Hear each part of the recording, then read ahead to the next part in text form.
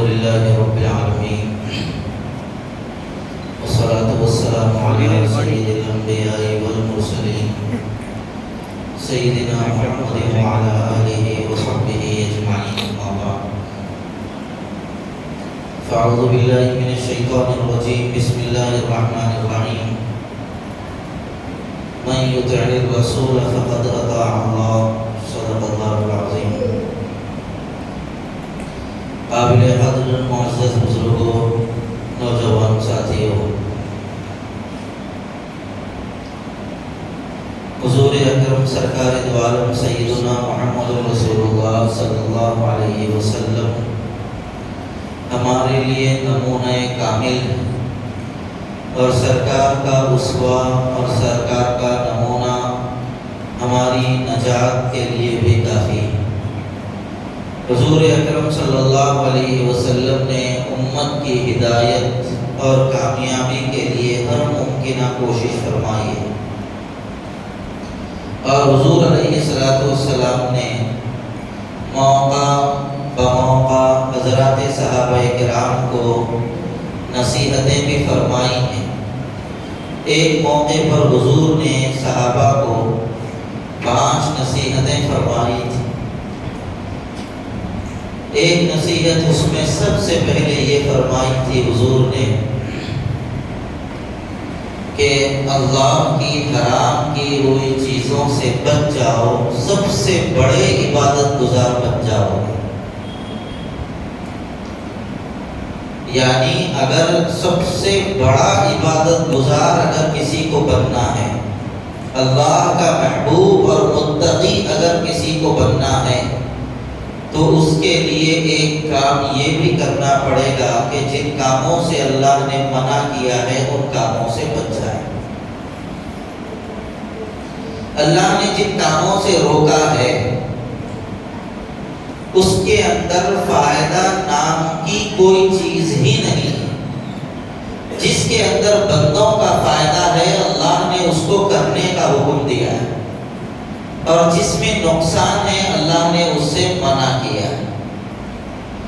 اور سب سے پہلی چیز جس سے بندے کو رکنا چاہیے وہ ہے اللہ کی ذات اور اس کی صفات میں شرک کرنا۔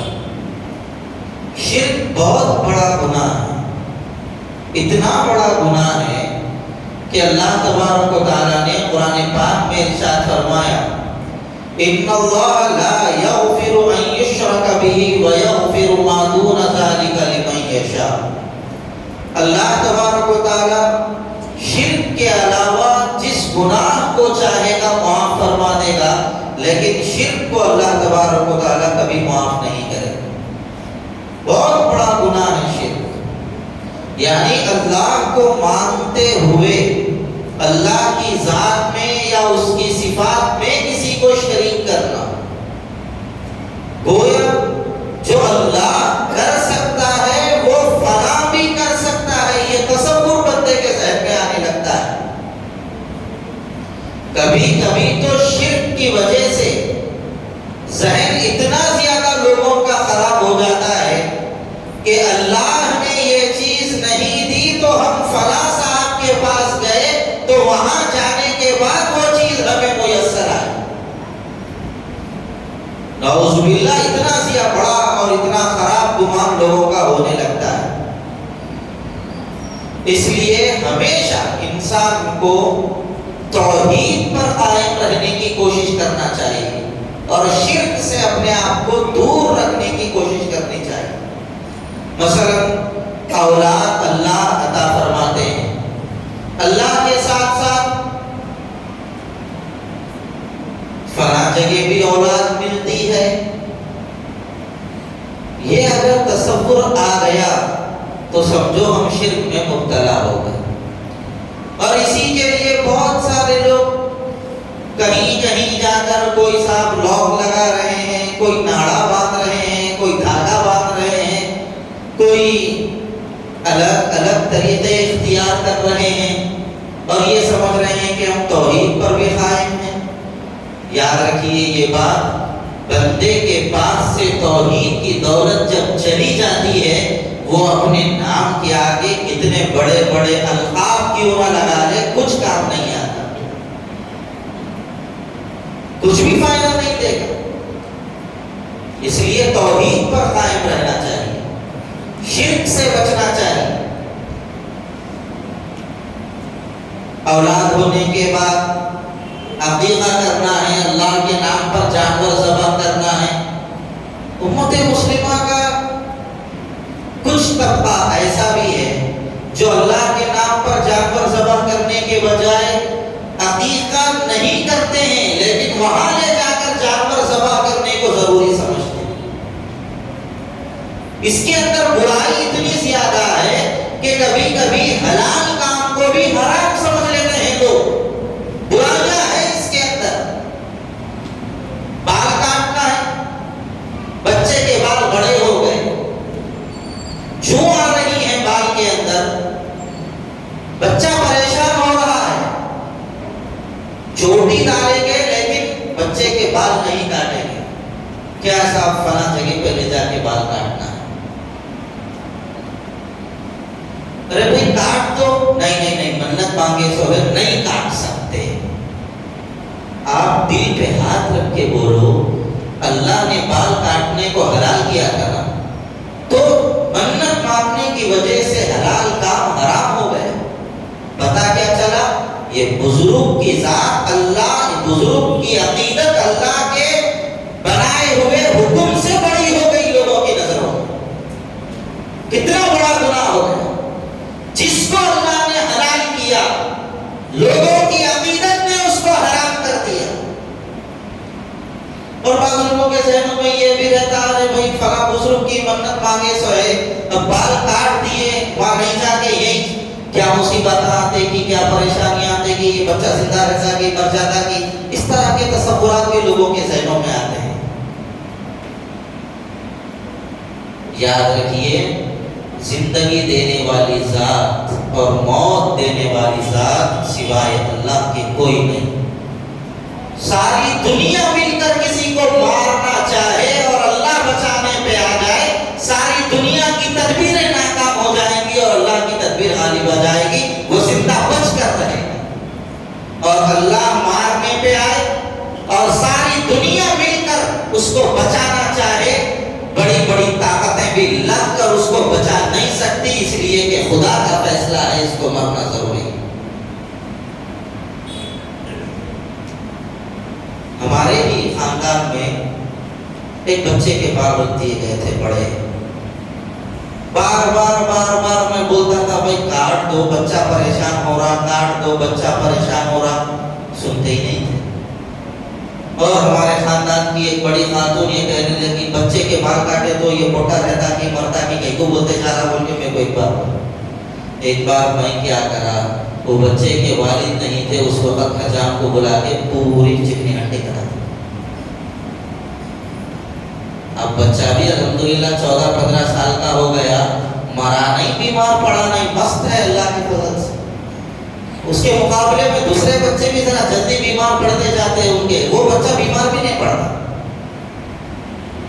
تو یہ غلط تصورات، غلط عقیدے، اندھی عقیدت، اس سے ہمیں بچنا چاہیے۔ دیکھیے توحید یہ ہمارے ایمان کی بنیاد ہے، اس کے اندر اگر خرابی آ گئی تو پھر ایسی صورت کے اندر ہمارا ایمان بھی کامل نہیں رہ سکتا۔ میں یہ بات اس لیے آپ کے سامنے عرض کر رہا ہوں، جاہلیت کی رسمیں پھر پلٹ کر نئے انداز سے ہمارے درمیان آ رہی ہیں، اس سے ہمیں بچنا چاہیے۔ تو اللہ تبارک و تعالیٰ نے جن چیزوں سے بچنے کا حکم دیا ہے اس میں سے ایک سب سے بڑی چیز جس سے بندے کو بچنا ہے وہ ہے شرک، اور دوسری چیز ہے بدعت۔ اللہ کا حکم، رسول اللہ کا طریقہ چھوڑ کر کسی اور کے طریقے کو دین میں اس طرح داخل کرنا کہ اس کو دین کا حصہ مان لیا جائے اور اس پر عمل کرنے کو نیکی، ثواب اور اللہ تبارک و تعالیٰ کی رضا کا درجہ دے دیا جائے۔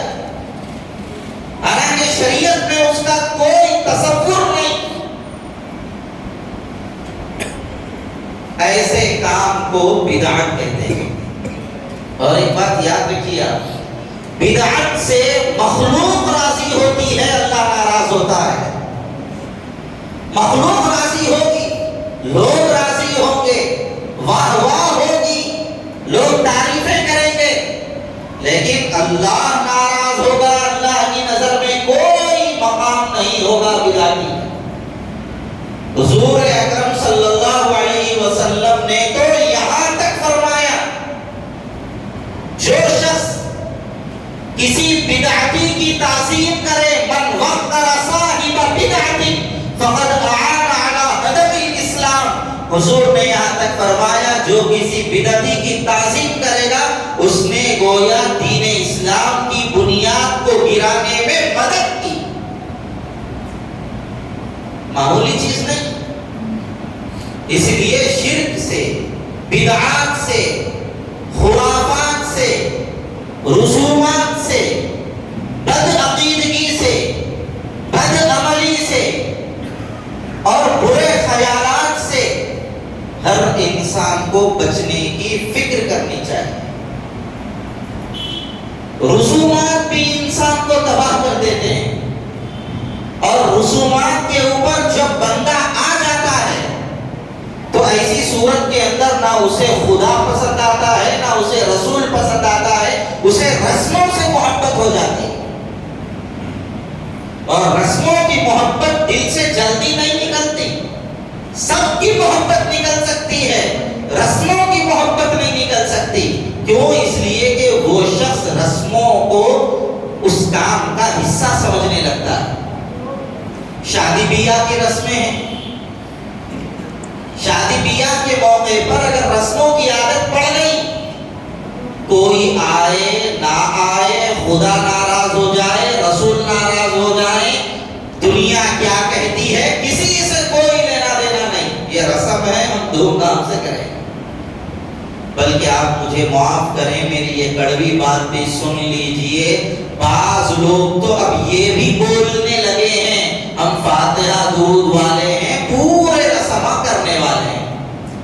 نعوذ باللہ، فاتحہ درود سے رسموں کا کیا تعلق ہے؟ بدنام کرتے ہیں ایسے لوگ، ان کی وجہ سے دوسری شریعت کی چیزیں بدنام ہوتی۔ اس لیے میرے بھائیوں، ہمیں کہنا یہ چاہیے ہم اللہ رسول والے ہیں، ہمیں کسی چیز کی ضرورت نہیں ہے۔ ہم حکم خدا بندی، سنت نبوی دونوں کو سامنے رکھ کر عمل کریں گے۔ ان دونوں چیزوں سے کوئی تیسری چیز ٹکرائے گی تو ہم اس کو چھوڑ دیں گے۔ یہ ہمارے اندر ایمان کی بنیاد ہے۔ اس لیے بھائیوں، شرک سے اپنے آپ کو بچانے کی کوشش کریں۔ ملت مسلمہ کا ایک بڑا طبقہ اس کے اندر مبتلا ہے۔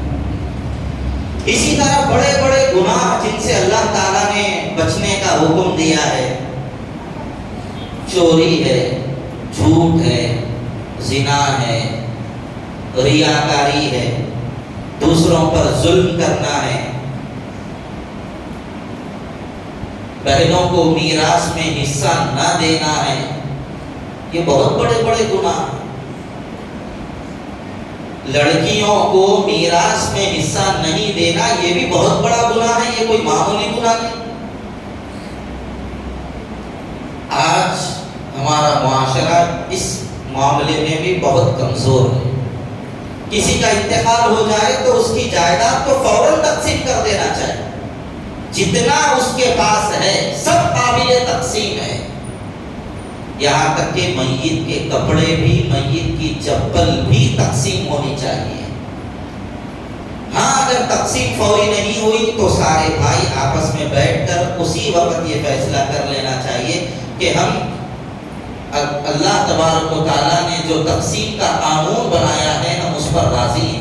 فتویٰ لے لینا چاہیے اور کس کا کتنا حصہ ہے وہ متعین کر لینا چاہیے اسی وقت، اور یہ رضامندی سے کہہ لینا چاہیے یہ ہمارا حصہ ہے، لیکن ہم اس تقسیم کو بعد میں اس پر عمل کر لیں گے، لیکن ہم اس تقسیم پر راضی ہیں۔ آپسی رضامندی ضروری۔ ہمارے لوگ تقسیم کب کرتے ہیں؟ جب لڑائیاں ہوتی ہیں، جھگڑے ہوتے ہیں، جب مارنے اور مرنے کی نوبت آتی ہے اس وقت فلاں مدرسے کو فتویٰ لینے، فلاں عدالت کو جو ہے نا فیصلہ لینے، فلاں لیڈر صاحب کے پاس تصفیہ کرانے، اس طرح چکریں لگاتے ہیں۔ میرے بھائیوں، میت کا جو بھی ہو مرتے ہی فوری اس کی جائیداد کو تقسیم کرو، اور اگر اپنی خاندان کی لڑکیوں کو میراث میں حصہ نہیں دیں گے تو ہم ظالم ہوں گے۔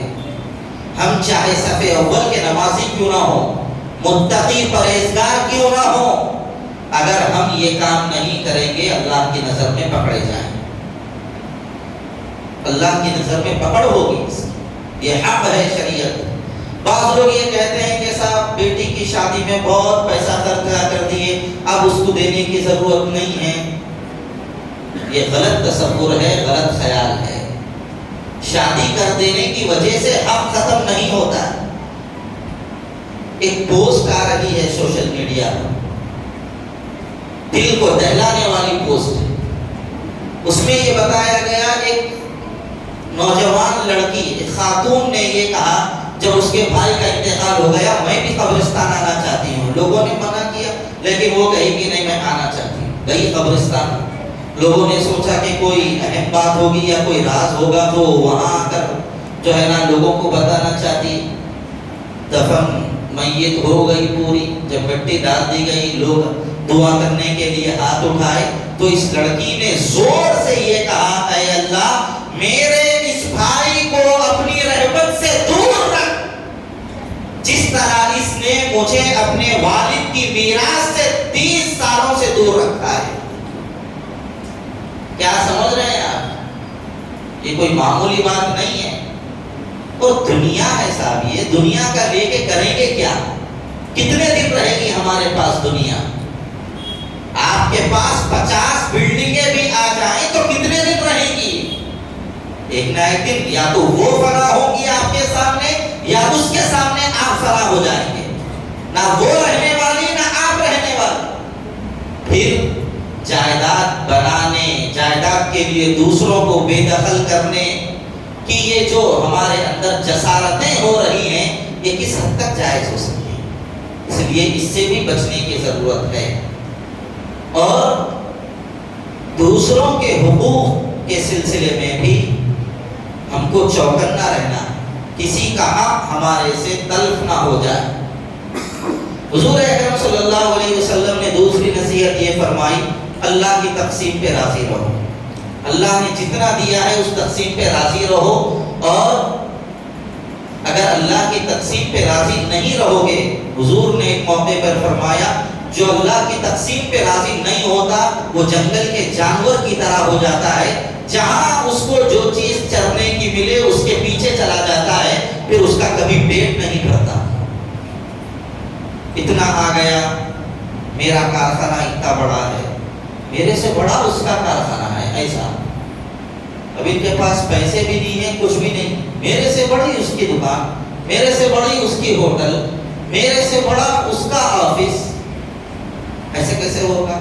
گھر رہن رکھا کے گھر کا لون لے رہے ہیں، لے کے کارخانے کو بڑا کر رہے ہیں، لوگوں کو دکھانے کے لیے آگے جانے کی کوشش کر رہے ہیں۔ اللہ کے واسطے ایسا مت کیجیے۔ جتنا اللہ نے دیا ہے اگر آپ کی ضرورت اس سے پوری ہو جاتی ہے، عزت کی زندگی آپ گزار رہے ہیں، تو آپ حرام کاریوں میں اللہ کے واسطے مبتلا مت ہوئیے۔ سود کی لعنت میں، لونوں کی چکر میں اللہ کے واسطے آپ مبتلا مت ہوئیے۔ بعض حضرات ہمارے تو لون کو جائز ہی سمجھ لیے، اکثر لوگ جائز، کوئی مسئلہ ہی نہیں ہے ان کو لون لینے میں، اور پہلے بگتی بول کے دیتے تھے، انٹرسٹ بول کے دیتے تھے، اب نیا نام آ گیا لون، ہاؤس لون، اور کوسے مٹھی دور لونا ہے کہ میرے کو نہیں معلوم، لیکن گھر کا مل رہا ہے، کاروبار کا مل رہا ہے، نوکری پہ لون مل رہا ہے، سب یعنی سود کی شکلوں کو اتنا عام کر دیا گیا کہ ایک آسان سے آسانی کے ساتھ آدمی سود میں مبتلا ہو جائے۔ آج کل تو ہمارے لوگ سود کو سود ہی نہیں سمجھ رہے، اس لیے اس سے بچنا چاہیے۔ اور آج کل یہ بھی ہے، زیرو فائنانس بول کے چل رہا ہے، لوگ تو اس کو تو بالکل جائز ہی سمجھ رہے ہیں. ایک فون ہے میرے پاس، میرے کو اس سے اچھا کوئی فون آ گیا، میں جا کے EMI پہ لے رہا ہوں، 0 فائنانس. جائز سمجھ رہے ہیں اس کو. ناجائز ہونے کا کوئی تصور ہی نہیں ہے ہمارے دل کے اندر، دماغ کے اندر. میرے بھائیوں، مسائل معلوم کرو علماء کرام سے، اس کے بعد قدم آگے بڑھاؤ. اور دوسری بات جو حضور اکرم صلی اللہ علیہ وسلم نے تیسری نصیحت یہ فرمائی، پڑوسیوں کا خیال کرو. پڑوسی کا خیال کرو گے، پڑوسی کو تکلیف نہیں پہنچاؤ گے، پکے مومن بن جاؤ گے، حضور نے فرمایا. اور ہمارے پاس پڑوسی کو راحت نہیں پہنچاتے، پڑوسی کے سامنے دادا گیری کر کے بتاتے میں کتنا پاور والا ہوں، میرے اڑوس پڑوس والوں کو معلوم ہونا. یہ ہمارا مزاج ہے. یہ مزاج تو میرے بھائیوں کافروں کا ہو سکتا ہے، مومنوں کا نہیں ہو سکتا. مومن کے بارے میں تو حضور نے فرمایا المؤمن غر کریم، مومن تو بھولا بھالا اور شریف ہوتا ہے. والفاجر خب لئیم، اور جو فاجر ہوتا ہے، گنہگار اور فاسق ہوتا ہے، ایسا شخص کمینہ اور بدمعاش ہوتا ہے. یہ حضور صلی اللہ علیہ وسلم کی حدیث ہے. یہ جو ہمارا مزاج بن گیا نا، میرے کو کوئی کچھ نہیں بولنا، اس کی گاڑی میری گیٹ کے سامنے، میری دیوار کے سامنے بھی رکھے تو یہاں کیسا رکھے، اور ہم ہماری گاڑی کے دروازوں کے سامنے رکھے تو ایسا بولے بھیا. یہ وقتی دادا گیری ہے، لیکن اللہ رسول کی نظر میں تمہاری کوئی حیثیت نہیں، کوئی حیثیت نہیں ہے. اور یہ دادا گیری سب ختم ہونے والی ہے ایک نہ ایک دن. کئی بڑے بڑے دادا گھروں کو لوگوں نے 4 کاندھوں پہ اٹھا کے لے جا کے زمین کے نیچے دفن کر دیا ہے. لہذا ان چیزوں میں کوئی مزہ نہیں ہے. مزہ محبت میں ہے، مزہ الفت میں ہے، مزہ ایک دوسرے کا درد سمجھنے میں ہے. دوسروں کو ڈرانے میں مزہ نہیں ہے، دوسروں کے اوپر پریشر ڈالنے میں لذت نہیں ہے. لذت تو دوسروں کے دکھ میں اپنے آپ کو شریک کرنے میں ہے. اس لیے دوسروں کا ساتھ دیجیے. پڑوسی کا حق کیا ہے؟ پڑوسی کا حق یہ بھی ہے وہ بیمار ہو جائے تو اس کی تیمارداری کی جائے، اس کے یہاں کوئی خوشی کی بات ہو جائے تو اس کو مبارکباد دی جائے، اگر اس کے یہاں کسی کی موت ہو جائے تو اس کے جنازے میں شرکت کی جائے، اس کو کوئی تکلیف پہنچے تو اس سے اظہار ہمدردی کی جائے، اس کے ساتھ محبت کا سلوک کیا جائے. پڑوسی کا حق ہے. بلکہ ایک موقع پر تو یہاں تک کہا گیا، پڑوسیوں کا اتنا حق بیان کیا گیا حدیث شریف میں، ڈر لگنے لگا کہ کہیں پڑوسیوں کو بھی میراث میں حصہ نہ مل جائے. اتنا زیادہ پڑوسیوں کے حقوق بیان کیے گئے. پڑوسیوں کی بات آ گئی تو ایک بات ذرا کان کھول کے، دماغ کھول کے، سینہ کھول کے سن لیجیے. ایک بات پڑوسیوں کی بات ہے. ہمارے پاس پڑوسی اس کو سمجھتے جس کے بازو، ہمارے بازو جس کا گھر ہے اس کا ذاتی گھر ہے تو نہیں ہمارا پڑوسی. لوگ کرایہ داروں کو پڑوسی نہیں سمجھ رہے ہیں آج کل، بلکہ بعض بے وقوف مکاندار تو ایسے ہیں کرایہ داروں کو گری ہوئی نظروں سے دیکھ رہے وہ ہمارے کرایہ دار ہیں. اس طرح کی بات، اس طرح کا لہجہ. کیا کرایہ دار ہونا ذلت کی چیز ہے؟ آپ کا کرایہ دار ہے، وہ آپ کا محتاج نہیں ہے، وہ آپ کو ہر ماہ متعین کی ہوئی رقم ادا کر رہا ہے، وہ اپنا حق پورا پورا دے رہا ہے جو اس کا متعین کیا گیا ہے. کرایہ دار کو گری ہوئی نظروں سے دیکھنا جرم ہے اسلام کی نظر میں. انہوں مکاندار ہے، انہوں کرایہ دار. مکاندار کبھی جھاڑو نہیں دیں گے سامنے. شہر میں کرایہ دار کی بیوی جھاڑو دینا ہے تو کرایہ دار جھاڑو دینا، انہوں مکاندار ہے، نہیں دے سکتے. پھر کیوں چلتے ہو وہاں سے؟ وہاں سے چلنا بھی نہیں. پھر مکاندار اگر آپ ہے، نل کھلا، مکاندار سب ٹانکیاں بھر لے رہے، پورا کر لے رہے، سب کرایہ دار کو توڑ توڑ کے پانی دے رہے. کیا بولتے تم کرایہ دار ہے، جتنا دی اتنا ہی لینا. پھر بل آیا تو بھی ان سے اتنے اسی حساب کا لینا. بل آیا تو برابر برابر. اور کام کی بات آ گئی تو اس طرح کا معاملہ. میرے بھائیوں، بہت سارے لوگ ایسی حرکتیں کر کے اپنے اعمال کو تباہ کر رہے ہیں، اپنے اعمال کو ضائع کر رہے ہیں. کرایہ دار کو آپ نے اپنے گھر میں کرائے سے رکھا ہے تو یاد رکھیے آپ اس کی مکمل حفاظت کرنے والے ہیں، اس کے کے گھر میں جو بھی پریشانی ہوگی آپ اس کو دیکھنے والے ہیں، آپ اس کے نگران ہیں، آپ کی ہمدردی اس کے ساتھ وابستہ ہونا چاہیے۔ اس کے بجائے کرایہ دار کہاں آ رہا، کہاں جا رہا، کیا پی رہا، کیا کھا رہا، کرایہ دار کے مکاندار سے بڑی گاڑی میں رہنا، کرایہ دار مکاندار سے اچھے کپڑے نہیں پہننا، کرایہ دار کار میں نہیں آنا، انہوں رات میں 12 بجے تو بھی چلتا، کرایہ دار کبھی 11 بجے بھی آ گئے، یہ ٹائم ہے آنے کا۔ کیا تم ہی انسان ہو، وہ انسان نہیں ہے؟ ہمارا معاشرہ کس حد تک ظلم میں مبتلا ہو رہا ہے اس کا اندازہ ہم نہیں لگا سکتے۔ میں ایک واقعہ سنا کے اپنی بات آپ کو ختم کر رہا ہوں۔ اس کو ہم نے کتاب میں پڑھا نہیں، لیکن ہمارے استاد نے ایک موقع پر ایک واقعہ سنایا۔ آپ کسی کو اپنے پاس کرایہ دار کے طور پہ رکھ رہے ہیں تو اس کا مطلب یہ ہے آپ اس سے یہ کہہ رہے ہیں آپ اتنے پیسے ماہانہ دے دیجئے، آپ یہاں پر اطمینان سے رہ سکتے ہیں، یہ مطلب ہے اس کا۔ ہمارے پاس کرایہ دار کو ٹارچر کیا جا رہا ہے۔ زبان سے نکلے ہوئے جملوں کی بہت قیمت ہے۔ ایک مرتبہ عرب کے اندر ایک نوجوان کا قتل ہو گیا۔